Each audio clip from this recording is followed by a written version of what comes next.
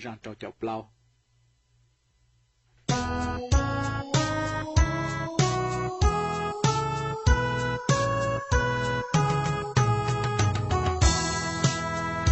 Hoàng Chúa lý tuyết lời vua, ở tao tuần anh càng đưa, luôn nhỏ sĩ trào rong ua ý kê sĩ cùng tao ua ý chê.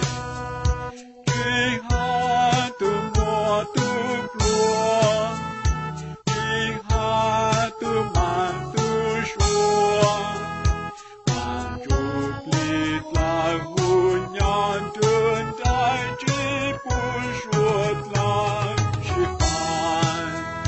Hoàng trục lịt trong bề sang, của bề giáo sĩ lưu ta, ý gian lệ dò ý chúa cứ đi con tuôn tu na tu đi. Do mua ý tu hôn chúa, chế trao chúa tờ chi chúa. Do mua ý tu trao lư tu khó, chế chúa lâu tao trên mùa.